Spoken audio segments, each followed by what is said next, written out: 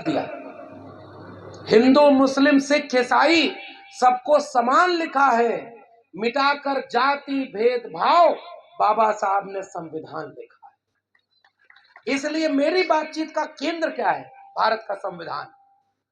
भारत का संविधान सबको कुछ भी करने की आजादी देता है, लेकिन भारत का संविधान हर एक वंचित, शोषित, गरीब, कमजोर, दलित, पिछड़े, आदिवासी को आरक्षण का अधिकार देता है, ताकि हमारी आबादी जनसंख्या के रजिस्टर में, गांव के रजिस्टर में केवल दर्ज करने वाली संख्या नहीं रहे।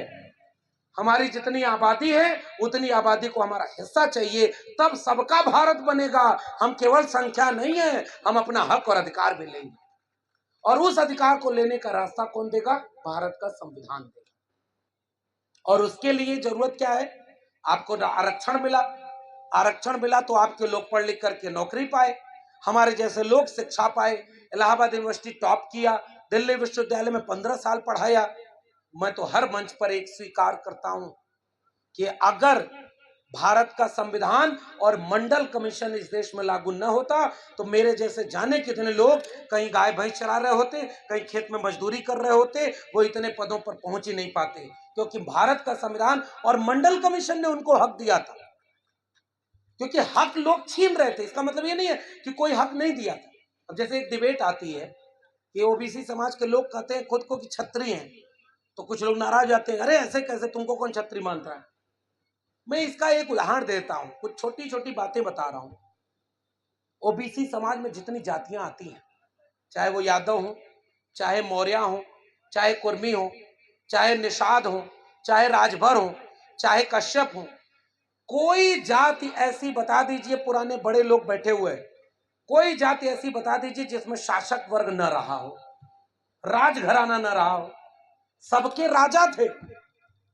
इसका मतलब अगर मौर्य वंश था, अगर देवगिरी के यादवों का वंश था, राजा थे, अगर भीलवाड़ा था जहां के राजा भील थे, गोंडवाना था जहां के राजा आदिवासी थे, अगर राजभर वंश था सुहेलदेव, अगर निषादों का वंश था, राजघराने थे, तो इसका मतलब अगर वो वाकई शुरू से शूद्र होते तो राजा उनके लोग नहीं होते।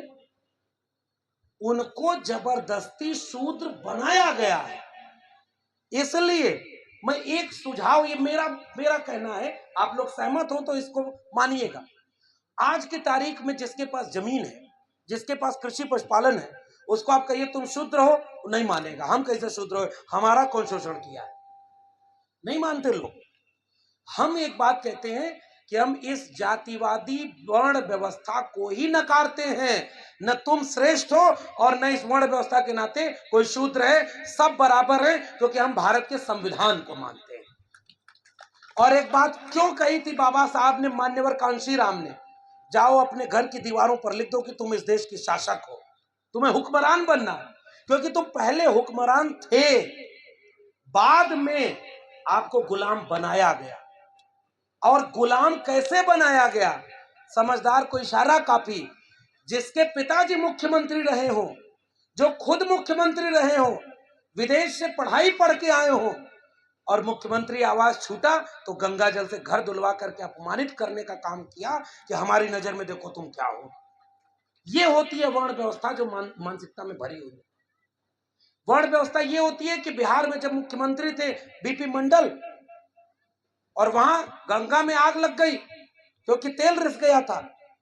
एक सदन में खड़ा होकर एक व्यक्ति जो खुद को श्रेष्ठ कहता था, कहा कि जब शूद्र मुख्यमंत्री बनेगा तो गंगा में आग नहीं लगेगी तो क्या लगेगी? बीपी मंडल ने कहा कि देखो वहां आग लगी है तेल रिसने से, लेकिन हमारे मुख्यमंत्री बनने से तुम्हारे सीने में जो आग लगी है अभी हमें इसे और भड़काना है ताकि हम बराबरी का समाज न बना लें।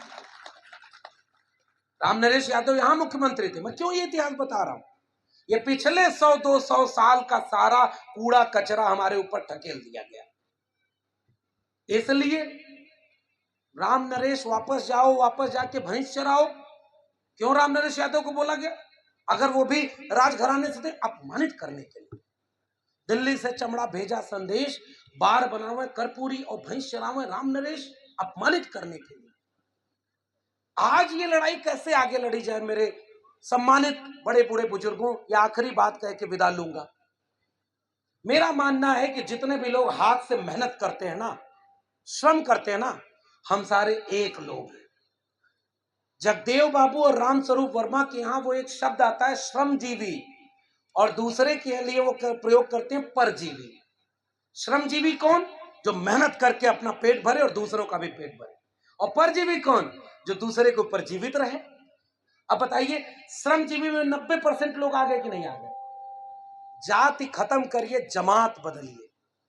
जाति में कुछ नहीं रखा। ब्याह शादी करने के लिए जाति हुआ करती थी, अब वो टूट रही है। टूट रही है कि नहीं टूट रही है? तो अब धीरे धीरे जातियां खत्म होगी, लेकिन अभी जब तक एकदम खत्म नहीं होती, कोई ऐसी चीज खोजा जाए जिसमें जातियां जुड़ जाएं, एक हो जाएं। चौधरी छोटू राम हरियाणा में थे और उन्होंने एक नारा दिया था, जितने लोग हाथ से श्रम करते हैं, मेहनत करते हैं, खेती करते हैं, मजदूरी करते हैं, हाथ से मेहनत करके जीवन जीते हैं, वो सब कमेरा लोग हैं।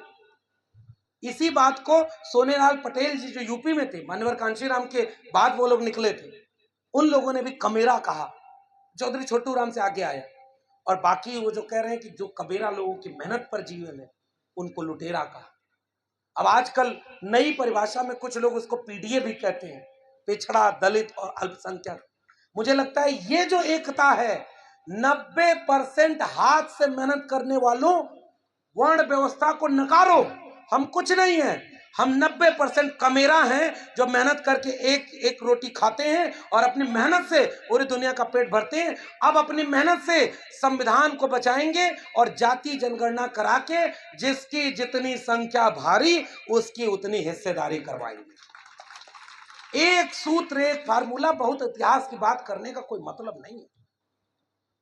अगर इतिहास में उलझे रहे कौन क्या है कौन नहीं है, छोड़िए। अब आज की लड़ाई क्या है? और आखिरी बात, जब संविधान ने इतना हक दे दिया, मंडल कमीशन ने इतना हक दे दिया, और मंडल कमीशन कहता है कि पहली बात कि जितने लोग, एक गांव है, मान लीजिए तानसेन जी का, उषा जी का जो गांव है, इसमें मान लीजिए 1000 लोग रहते हैं, तो जनगणना जब होती है तो 1000 लोगों में कितना जानवर है उसकी भी गिनती होती है। कै गो भैंस है, कै गो गाय है, कै गो बकरी है, कुल गिना जाएगी। कै गो दलित समाज के लोग हैं, शेड्यूल कास्ट, गिना जाता है। आदिवासी अगर हैं तो गिना जाता है। 2 लोगों की गिनती नहीं होती, एक ओबीसी और एक समझदार को इशारा काफी, और कुछ नहीं बोलेंगे। मंडल कमीशन कहता है कि जो गांव है इंसान से न बना है भाई, तो सबको गिनो कि कौन कितनी संख्या में है, और अगर कोई 100 आदमी हैं तो 50 आदमी का हक, 10 आदमी अगर लूट के बैठे हैं तो 50 आदमी को 50 चीज मिलना चाहिए। 100 रोटी अगर गांव में है तो एक आदमी को 1 रोटी मिले, 100 रोटी 100 आदमी। आज भारत में क्या है, एक आदमी 40 रोटी खा रहे हैं। नया आंकड़ा आया, एक आदमी 40 रोटी खा रहा है और 3 रोटी पर 50 आदमी पेट भर रहे हैं। बताओ गांव के लोगों, सरकारी नौकरी है? आज से 25 साल पहले, 30 साल पहले हर गांव में 2, 4, 10 लोग सरकारी नौकरी वाले थे। अब यहाँ पेपर लीक हो जा रहा है। सरकार इतनी वीक कि हर पेपर हो गया लीक। अब परीक्षा कैसे दे बच्चा? कहाँ आंख गाड़ के, आपके भी घर का कोई बेटा बेटी पढ़ने गया होगा तो मेहनत करके पढ़ाई कर रहा है, वैकेंसी नहीं आ रही है क्योंकि रोजगार का कोई चिंता ही नहीं है। कैसे आपकी झोपड़ी के भाग जगेंगे भाई? हम भी तो जानना चाह रहे हैं। शिक्षा, सरकारी स्कूल बर्बाद हो गए, और सरकार, जो सरकारी शिक्षा थी वहां आरक्षण लागू था, सरकारी नौकरी में आरक्षण लागू था। 99.1% नौकरी प्राइवेट हो गई है, 1% से भी कम नौकरी सरकारी बची है। बताइए, आपका आरक्षण खत्म हो गया कि नहीं? और सरकारी शिक्षा खत्म हो गई तो वहां का आरक्षण खत्म हो गया। कुछ लोग इस देश में अब ऐसे आ गए हैं जो भारत के संविधान जिनकी आंख में चुभता है, उनके यही पड़ोस के प्रत्याशी कह देते हैं अब की बार इतना दे दीजिए कि भारत का संविधान बदल दिया जाए। बताओ, आपके सामने ये बात आई है कि नहीं आई? इसलिए अगले चंद दिन, इस बार 2024 की जो जयंती है, गांव के लोगों, कोई छोटा मोटा आपस का झगड़ा हो तो उसको कुछ दिन के लिए भूल जाइएगा। जाति को जाति से लड़ाया गया, ओबीसी को ओबीसी से लड़ा दो, दलित को दलित से लड़ा दो, कहो तुम्हारा हिस्सा वो मार गया। तो मंडल कमीशन कह रहा है कि जाति जनगणना होनी चाहिए, तो जो जाति जनगणना कराकर सबको सबके हिस्से का हक देगा, वही बाबा साहब अंबेडकर का असली वारिस होगा, वरना 14 अप्रैल को माला तो वो भी पहना रहे हैं जो बाबा साहब के विचारों पर ताला पहना देगा। तो पहला एजेंडा जो जाति जनगणना की बात करे वह समझ लीजिए आपका अपना हितैषी। जो शिक्षा बचाने की बात करे वह आज के समय में बाबा साहब के सपनों का भारत बनाएगा। जो रोजगार की बात करे वह समझ लीजिए कि बाबा साहब का सच्चा वारिस है। सबको सबके हिस्से का हक मिल जाए।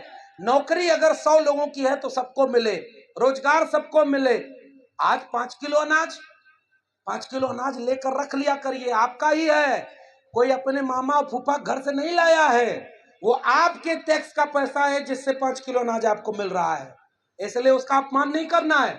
लेकिन उसी के नाम पर कहीं गलत निर्णय न ले लेना है, ताकि अगली बार उतने पर निर्भर रहना पड़े।